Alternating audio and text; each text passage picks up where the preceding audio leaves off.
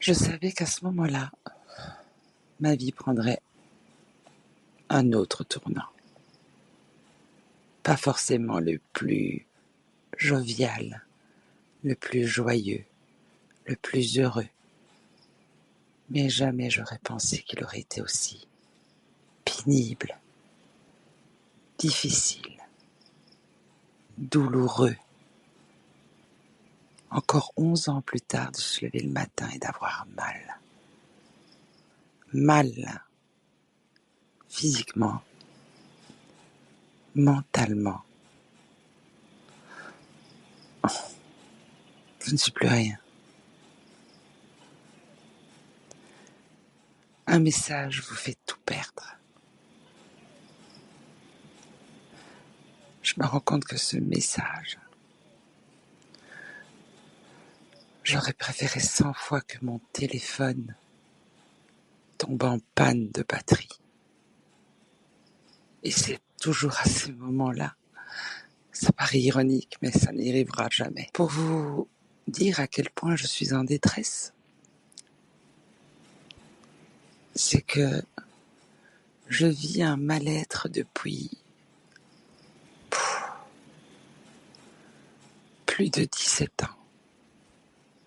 C'est long, 17 ans. Faut vivre avec.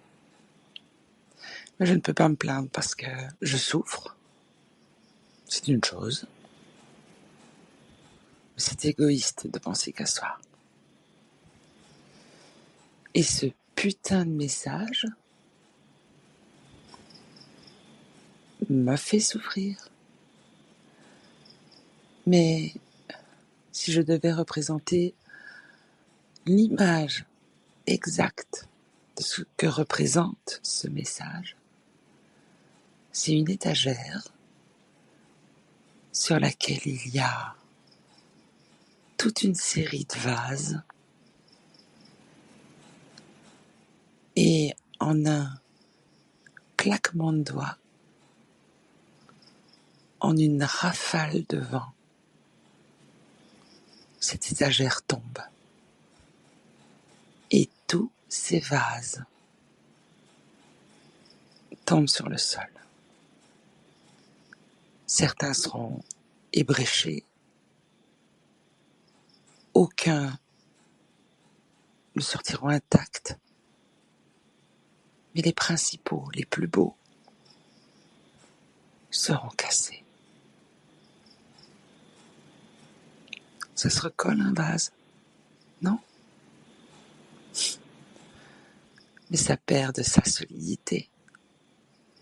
C'est beaucoup plus fragile. Et là, je me dis que tous ces vases, ce sont les gens qui m'entourent.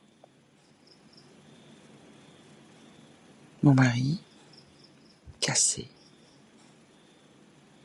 Ma fille, cassée.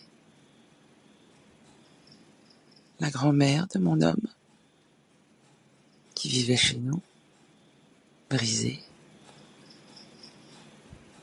Mon père, ébréché. Mon frère,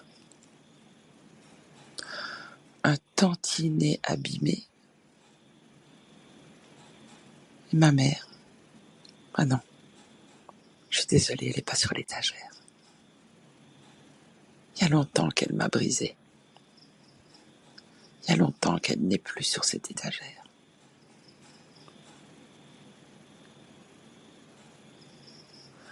Je crois que le problème ne remonte pas à 11 ans, la date de ce foutu message. Le problème remonte depuis bien plus longtemps.